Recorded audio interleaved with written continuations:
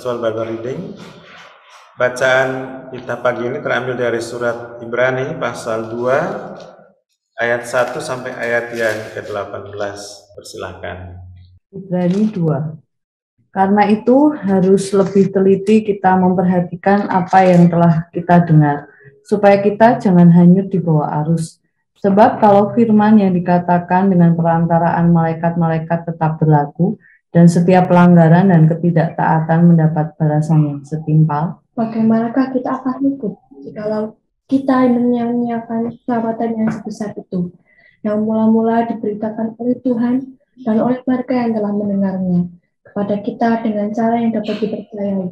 Sedangkan Allah meneguhkan kesaksian mereka oleh tanda-tanda dan mujizat-mujizat dan oleh berbagai-bagai penyataan kekuasaan dan karunia Roh Kudus yang dibagi-bagikannya menurut kehendaknya. Sebab bukan kepada malaikat-malaikat telah ia taklukkan dunia yang akan datang yang kita bicarakan ini. Ada orang yang pernah memberi kesaksian di dalam suatu nas, katanya, apakah manusia sehingga engkau mengingatnya, atau anak manusia sehingga engkau mengindahkannya? Namun engkau telah membuatnya untuk waktu yang singkat, sedikit lebih rendah daripada malaikat-malaikat, dan telah memahkotainya dengan kemuliaan dan hormat. Segala sesuatu telah engkau taklukkan di bawah kakinya. Sebab dalam menaklukkan segala sesuatu kepadanya, tidak ada sesuatu pun yang ia kecualikan yang tidak takluk kepadanya. Tetapi sekarang ini belum kita lihat bahwa segala sesuatu telah ditaklukkan kepadanya. Tetapi Dia yang untuk waktu yang singkat dibuat sedikit lebih rendah daripada malaikat-malaikat, yaitu Yesus, kita lihat yang oleh karena penderitaan maut dimahkotai dengan kemuliaan dan hormat, supaya oleh kasih karunia Allah yang mengalami maut bagi semua manusia. Sebab memang sesuai dengan keadaan Allah yang baginya dan olehnya segala sesuatu dijadikan, yaitu Allah membawa banyak orang kepada kemuliaan, juga menyempurnakan Yesus yang memimpin mereka kepada keselamatan dengan penderitaan. Sebab Ia yang menguduskan dan mereka yang dikuduskan, mereka semua berasal dari satu. Itulah sebabnya Ia tidak malu menyebut mereka saudara, katanya. Aku akan memberitakan namamu kepada saudara-saudaraku dan memuji-muji engkau di tengah-tengah jemaat. Dan lagi, aku akan menaruh kepercayaan kepadanya. Dan lagi, sesungguhnya inilah aku dan anak-anak yang telah diberikan Allah kepadaku. Karena anak-anak itu adalah anak-anak dari darah dan daging, maka ia juga menjadi sama dengan mereka dan mendapat bagian dalam keadaan mereka, supaya oleh kematiannya ia memusnahkan dia, yaitu iblis yang berkuasa atas maut. Dan supaya dengan cara demikian, ia membebaskan mereka yang seumur hidupnya berada dalam perhambaan oleh karena takutnya kepada maut. Sebab sesungguhnya bukan malaikat-malaikat yang ia kasihani, tetapi keturunan Abraham yang ia kasihani. Itulah sebabnya, maka dalam segala hal ia harus disamakan dengan saudara-saudaranya, supaya ia menjadi imam besar yang menaruh belas kasihan dan yang setia kepada Allah untuk mendamaikan dosa seluruh bangsa. Sebab oleh karena ia sendiri telah menderita karena pencobaan, maka ia dapat menolong mereka yang dicobai. Ya, terima kasih. Dan terkasih, ayat 1 sampai ayat 4 berbicara tentang betapa pentingnya orang percaya mengapresiasi karya keselamatan yang besar itu. Jangan sekali-kali menyia-nyiakannya karena ada konsekuensi besar yang mengikutinya. Hal yang berikut bahwa alasan betapa pentingnya orang percaya jangan menyia-nyiakan keselamatan ini terkait dengan bagaimana Allah menggenapi rencana penyelamatan itu melalui sebuah karya yang begitu besar dan melintasi zaman, menjangkau bangsa-bangsa yang besar, supaya semua diyakinkan bahwa memang manusia berdosa dan membutuhkan keselamatan. Pertanyaan sederhananya seperti ini, kalau ada agama lokal punya ilah begitu dan berupaya meyakinkan seluruh dunia bahwa itulah Allah yang ilah mereka adalah Allah yang universal, maka dibutuhkan berapa generasi, berapa waktu untuk bisa meyakinkan seluruh dunia bahwa agama lokal dengan ilahnya itu adalah ilah yang universal. Dan ini menjadi pergumulan ketika kita melihat pasal 1 kemarin, bagaimana Allah berbicara berulang kali dengan berbagai cara, dan itu tidak hanya menyentuh suatu kelompok kecil orang, tapi meluas, menjangkau atau memakai imperium tertentu, ya Mesir dan sebagainya, Babilonia yang begitu luas juga, dan kemudian pusat untuk menjadi pusat pertumbuhan dan perluasan itu berada di titik kota Yerusalem itu, dan historisitas peristiwa kematian Kristus itu ya, dipicu juga atau di-trigger dulu juga dengan adanya 3 bahasa ketika Yesus disalibkan itu, bahasa Yunani, Ibrani, dan bahasa Latin. Artinya ada kebutuhan besar dari umat manusia, dan untuk maksud itu Allah harus menggunakan berbagai cara tentang waktu yang panjang, sehingga apa yang menjadi isu lokal sebenarnya adalah isu dunia universal. Apa yang menjadi yang kelihatannya lokalize ya, yang berpusat di sana, sebenarnya itu menjadi kebutuhan dunia. Dan dengan cara itu akhirnya harus melewati berbagai bangsa, meluas, dan juga melintasi generasi cukup panjang. Terus sebabnya dikatakan ya, bagaimana kita akan luput jika kita menyanyiakan keselamatan yang besar itu, yang mula-mula diberitakan oleh Tuhan, oleh mereka yang telah mendengarnya, kepada kita dengan cara yang dapat dipercaya, sedangkan Allah meneguhkan kesaksian mereka oleh tanda dan mujizat. Jadi dengan berbagai cara, kemudian juga Allah sendiri ikut berbicara dengan menggunakan atau memakai berbagai tanda dan mujizat yang tidak hanya dialami oleh satu bangsa yang lokalize ya, tapi ya dialami oleh misalnya Nebukadnezar, oleh Firaun, oleh misalnya dari bangsa ini yaitu Naaman misalnya. Jadi ini berbagai cara yang Allah pakai, dan dia yang tidak kelihatan itu menjadi nyata bukan hanya bagi satu bangsa yang kecil, tetapi nyata bagi bangsa-bangsa yang besar, yang sebenarnya masing-masing juga punya ilah-ilah sendiri untuk dipercaya dan diperjuangkan juga untuk bisa mendominasi bangsa yang lain. Nah, kita tahu bahwa peperangan zaman dulu itu ya bukan pertempuran antara tentara dengan tentara saja, tapi sesungguhnya pertempuran ilah. Kalau suatu bangsa kalah, berarti Allahnya juga kalah begitu. Atau stressing utamanya karena Allahnya tidak berdaya, Allah saya menang, maka Allah saya harus mendominasi Allahmu. Jadi ada sebuah supremasi, sebuah perjuangan untuk meraih sebuah supremasi tentang kealahan itu. Dan dari sini kita lihat bahwa persoalan dosa itu serius sekali, meluas, menjangkau seluruh bangsa, dan dengan demikian maka ya Allah juga bekerja untuk meyakinkan seluruh dunia bahwa ya, dialah Allah sejati yang merindukan semua manusia diselamatkan. Dan puncak komunikasi Allah dengan umat manusia yang berdosa itu ya di dalam diri anak Yesus Kristus yang kemarin kita sudah lihat di dalam pasal ayat 1-4. Oleh karena itu orang-orang Ibrani dinasihati oleh penulis Ibrani agar jangan pernah menyia-nyiakan keselamatan yang besar yang dikerjakan Allah dengan berbagai cara, dan puncak dalam diri anak yang tunggal itu, dan diteguhkan dengan berbagai tanda dan mujizat, sehingga klaim tentang Yesus satu-satunya juru selamat itu bukan juru selamat lokal, tapi juru selamat dunia, dan dia Allah yang hidup yang sudah bekerja melintasi zaman, melampaui semua bangsa-bangsa itu. Kita juga pagi hari harus merenungkan hal ini sungguh-sungguh berkenaan dengan nilai dari karya keselamatan sudah Allah kerjakan itu. Dan konsekuensinya diingatkan, jika orang percaya itu kemudian mengabaikan itu, tidak memelihara dengan baik, bahkan hanyut di bawah arus oleh rupa-rupa pengajaran yang lain, tentu akan mengalami konsekuensi dari semua perbuatan itu.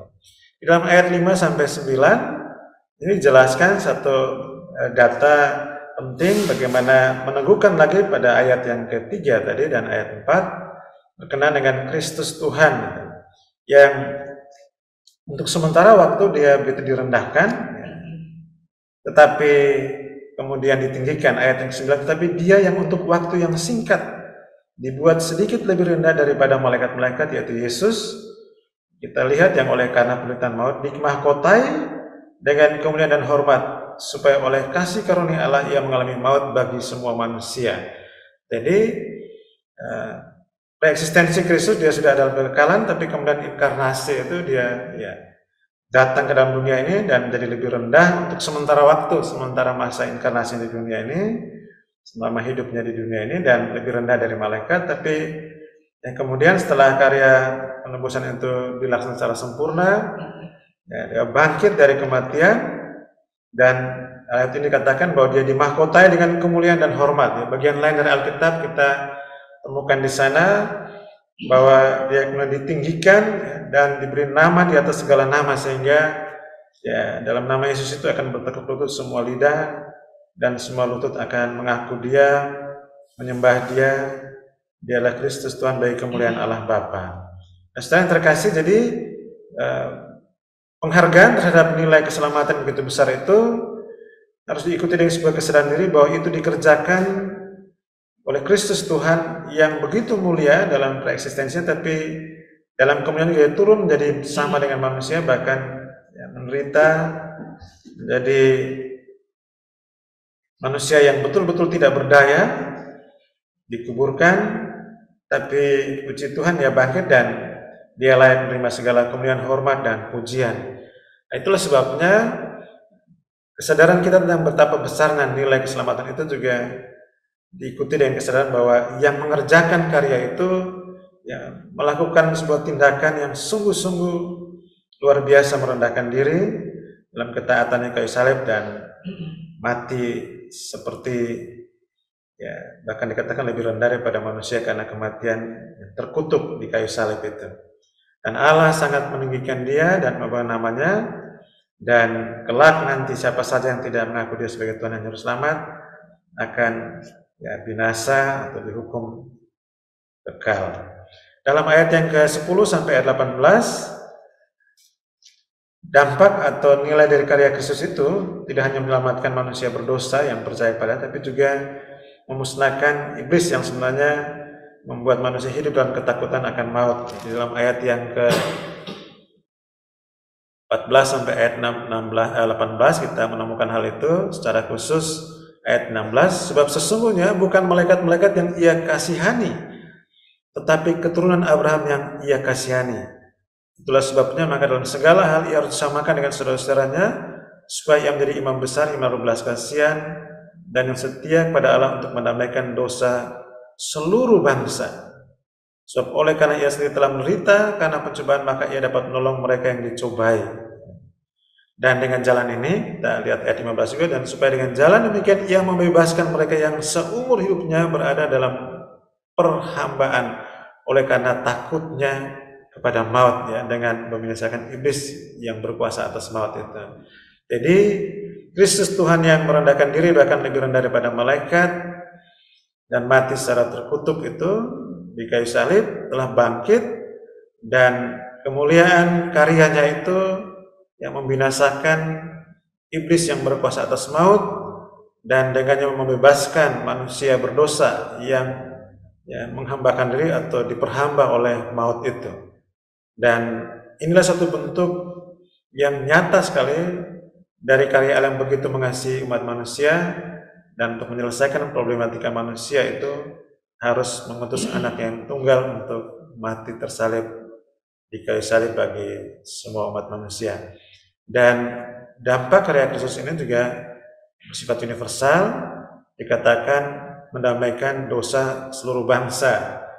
Siapa saja yang menaruh iman percaya kepadanya boleh memperoleh hidup yang kekal, pengampunan dosa, dan menjadi anak-anak Allah.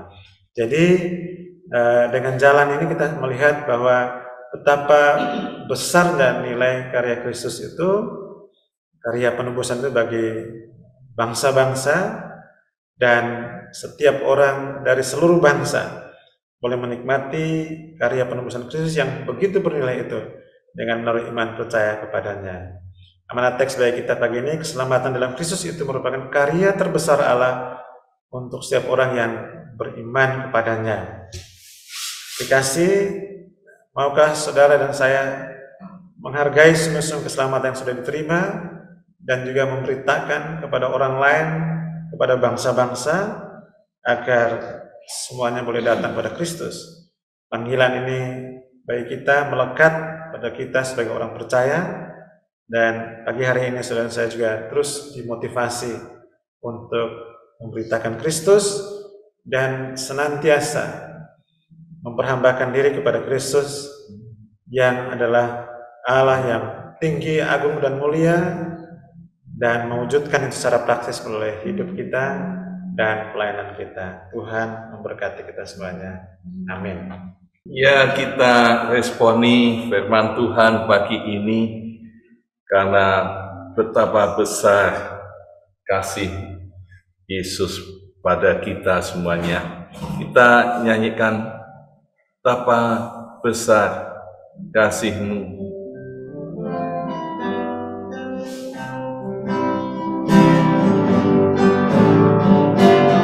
Betapa besar kasih-Mu padaku, Kau berikan Yesus padaku,